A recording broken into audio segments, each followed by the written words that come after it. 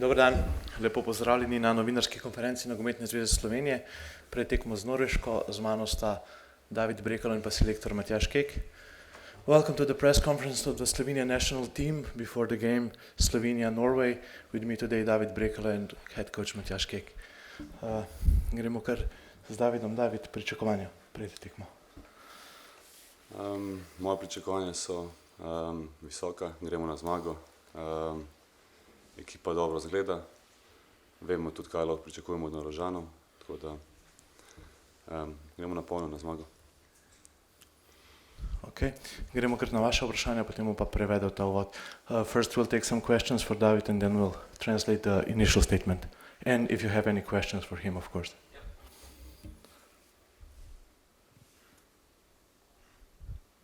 So kakšno vprašanje? Ok, potem je to? Kar tamle.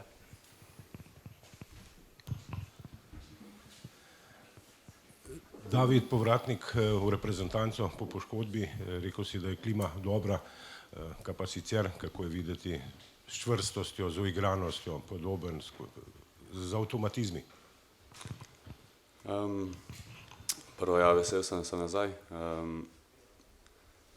Zdaj rekel bi vse načeloma isto, kot je bilo.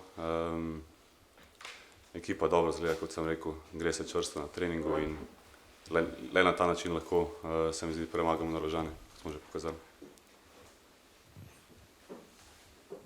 David, Norvežane odlično poznate, tudi vi osebno, tudi oni imajo kar nekaj nogometašov iz domačega prvenstva.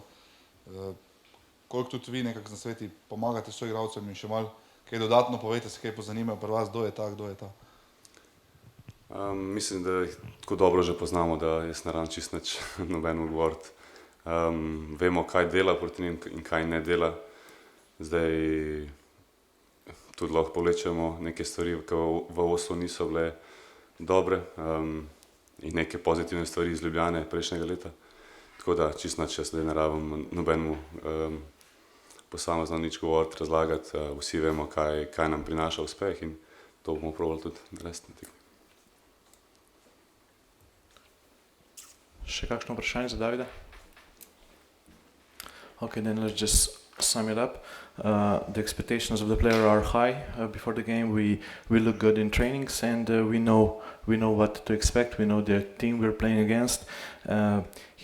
He's missed the last national team gathering and he's happy that he's back now. There was a question of how his experience in Norway can help him, can help the team, and he said that since we know the team very well, that there's really no need for that experience at this point. David, potem hvala lepa in to je to.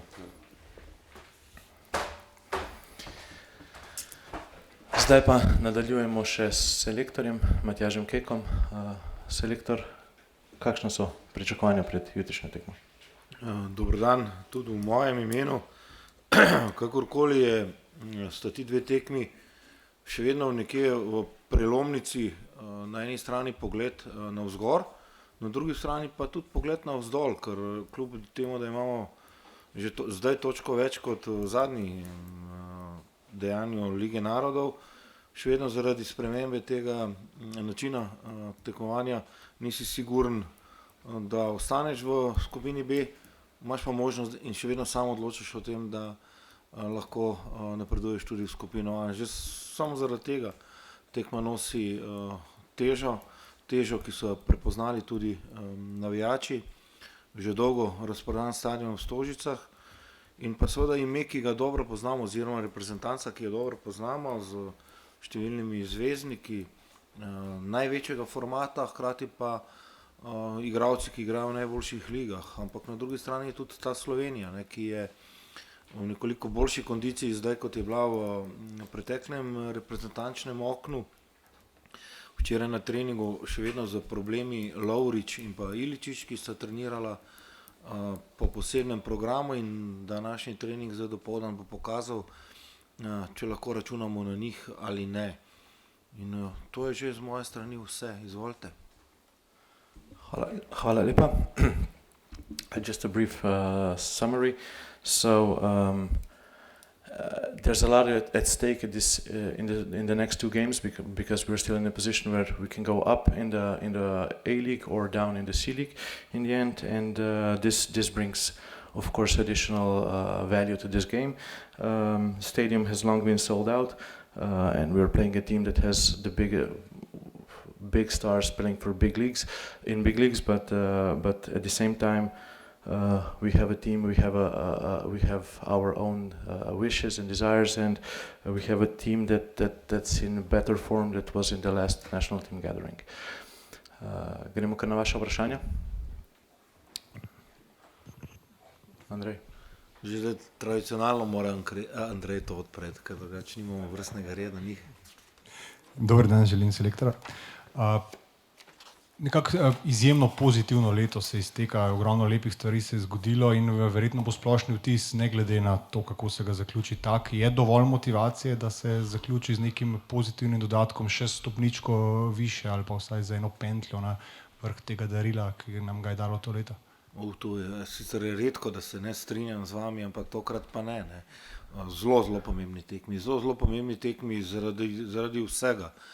Leto, kakršno je, jaz mislim, da je končno normalno za slovenski nogomet, z nekimi vzponi, z nekimi zadevami, ki so lahko boljše.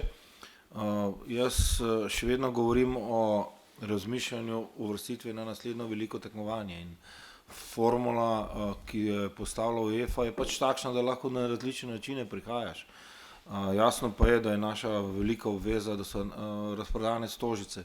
Koliko dolgo časa smo se matrali, da smo spravili vse to skupaj in zdaj način, kako smo v nekih momentih delovali v Oslu, me ni naredil srečnega, odziv v Kazahstanu je bil dober, tako da tekma, ki nosi kar nekaj vprašajev in zahtevamo odgovore na naš način. Z vsem spoštovanjem in velik respekt do reprezentance Norveške, ampak na drugi strani pa razmišljamo o svojih zadevah, kako biti boljši, kako biti raznovrstnejši, da pač pridemo do rezultata. Rezultat je tisti seveda, ki me zanima. Zanima me ob nekem dejstvu, da je po evropskem prvenstvu kar nekaj stvari potrebno narediti na novo ali pa reparirati ali pa kakorkoli pač hočete. Tako da tekma, ki nosi kar veliko težo. Koliko pa Oslo podžiga fante, čisto konkretno, glede na to, da visok poraz, isti nasprotnik zdaj doma? Ja, sej, če imaš v športu porihtane zadeve v glavi, potem te mora takšen rezultat in možnost revanša v hitrem časovnem obdobju dodatno motivirati, podžgati in pa ti dati še seveda energijo.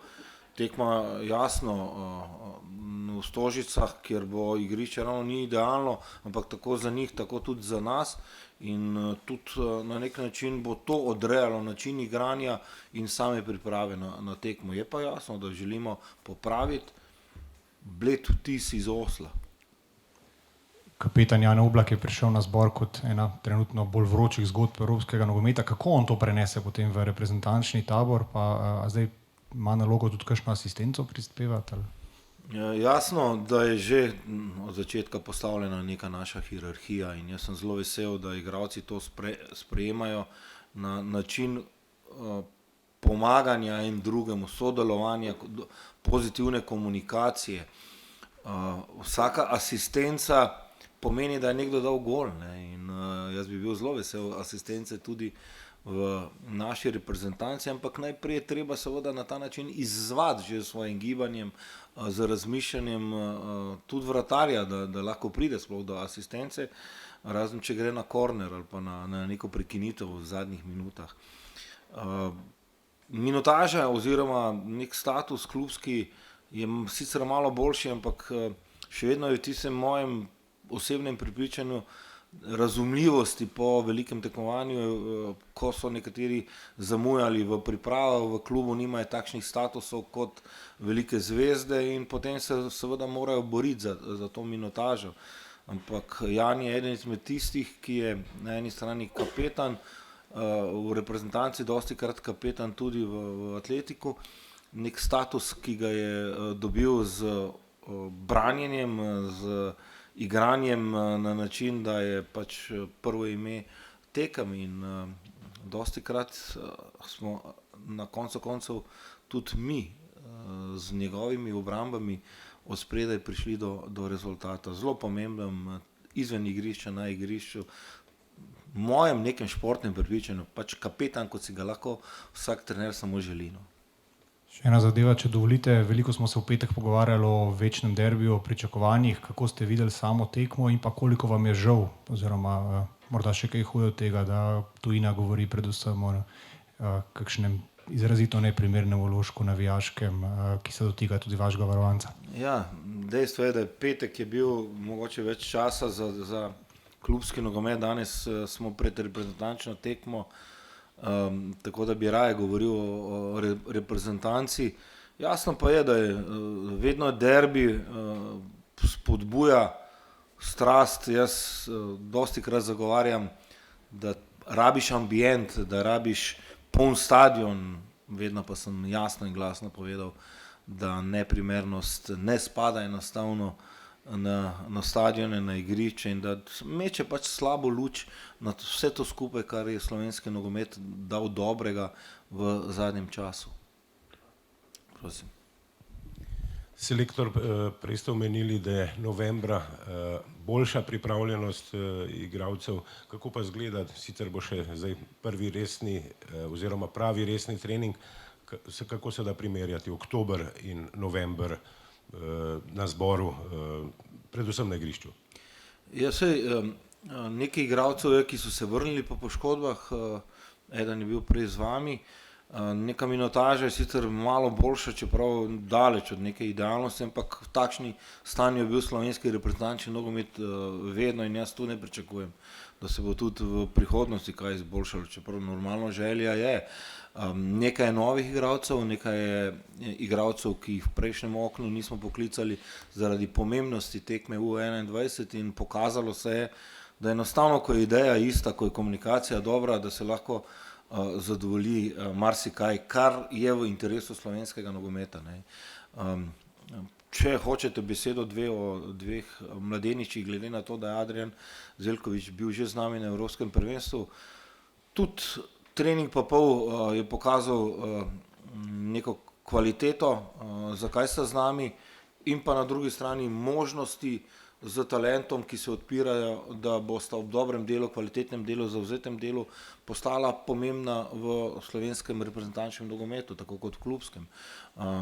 Odvisno je od njih, odvisno je od ljudi, ki jim zaupata in jasno je, da jaz sem zelo vesel, ko neka dodatna energija mogoče spodbudi tudi koga iz prejšnje skupine igralcev, ki zelo hitro znajo tudi zaspati. Tako da je pa seveda za vsakega selektora, trenerja dobro, da najde nek miks te mladosti, energije, kvalitete z nekimi izkušnjami, kvaliteto in pa z potrjevanjem v vsakem treningu. Zelo malo je časa, skupnega časa za treniranje in zaradi tega jaz pravim fokus in usmerjenost oziroma direktnost v vsakem treningu mora biti na najvišjem možnem nivoju. Tu zdaj časa za neke regeneracije, sprehode pa ne gre. In ta trening danes je seveda zelo, zelo pomemben v iskanju nekaterih odgovorov, ki jih še pač imam, glede na to, da so se nekateri vrnili v reprezentanco, nekateri niso v najboljšem momentu in skratka, popolnoma pričakovano in za slovensko reprezentanco normalno stanje, bom rekel. Še kakšno vprašanje?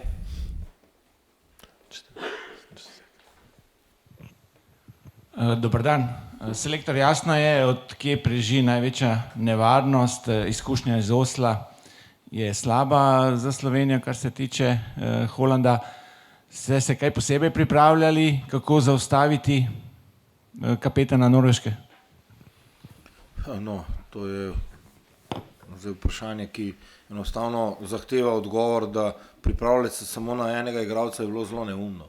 In tudi v Oslu nas je premagala reprezentanca Norveške z sjajnimi posamezniki, kot sem že rekel, in dejstvo je, da so oni svojo kvaliteto realizirali, unovčili, mi ne, tako da razmišljamo in govorimo o norveški reprezentanci, ki jo sestavljajo pa seveda posamezniki, ki spadajo v sam vrh svetovnega nogometa. Tega se mi tudi zavedamo, ampak sigurno, da Haaland sam tukaj ni faktor, je pa seveda realizator, ki je na naslovnicah in v glavnih vesteh vseh svetovnih medijev iz tedna v teden. To bilo karkoli komentira z moje strani neumno. Pa če pogledamo na drugo stran igrišča, se pravi v slovenski napad, malce slabši mesec za Benjamina Šeška, ni bilo več po odličnem začetku sezone, zdajle v zadnjem obdobju njegovih golov, se to čuti tudi na teh treningih, da je mogoče v strelski, v narekovajih, krizi? Imamo premalo treningov, samo da bi lahko karkoli govorili v tej smeri, ampak tudi tukaj jaz prihajam do razmišljanja, da je normalna situacija, ki se ti zgodi skozi vso sezono, tudi v klubu. Sam klub ima nekaj problemov, zaradi tega je težko, da bi zdaj en igralec pa štrlel ven iz tega, ali v negativnem ali pa v pozitivnem smislu. Beni je del reprezentance, zelo pomemben del reprezentance, ki je pomagal soigralcem, jaz sem že večkrat povedal tudi, ki soigralci pomagajo njemu. In sigurno bomo jutri v nekem razmišljanju in pa v poteku tekme rabili koga več razpoloženega kot pa samo Benjamin Šeško. Hvala. Prosim. Lep pozdrav.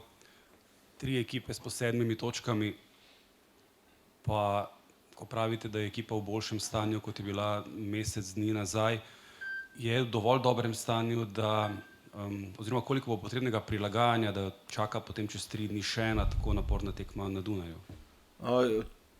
Težko okno, rekel sem že, nasprotniki, ki slovijo po svoji agresivnosti, po svoji direktnosti, temperamentu, ob potrjevanju kvalitete in posameznikov, ki sestavljajo obe reprezentanci. In na nas je zdaj tu, da kljub kratkemu času, tudi druge reprezentance imajo te probleme, se pripravimo najboljše na način, ki ga zahteva nekje karakter obeh ekip. In igramo pa doma, prvo tekmo igramo doma in tukaj mora Slovenija sigurno pokazati tisto svojo pravo obraz, na eni strani pamet, disciplino, taktično disciplino, na drugi strani pa željo, da da gol več in da zmaga. Hvala. I think we have a question from Norwegian press. Yeah. Hi, Stefan from Norwegian VG. What does it mean for the Slovenian team that Martin Ødegaard won't be able to play tomorrow?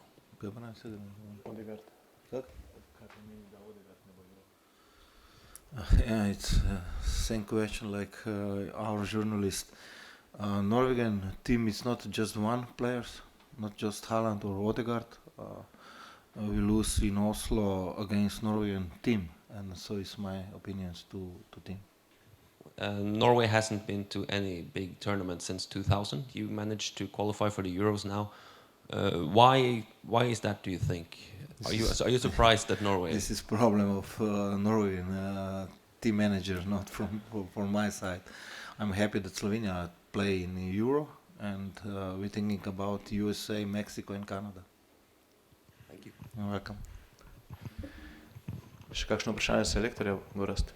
Dober dan, Matjaž. Gorazd, jaz te pozdravljam po dolgem času zopet na tiskovni konferenci. Sam za časom, vrnitev Krničnika pomeni tudi vrnitev takoj od prve minute na desno stran ali ne? Ja, ena izmed dilem, o katerih sem že prej govoril, odigral je Brekalo zelo dobro tekmo, ko je namesto Krničnika igral na desnem boku. Jasno je, da v tem momentu sigurno ni sposoben igrati 90 minut, oziroma videlo se in v Sevilji in tudi v Gorici na koncu koncev, da ima probleme z tem ritmom.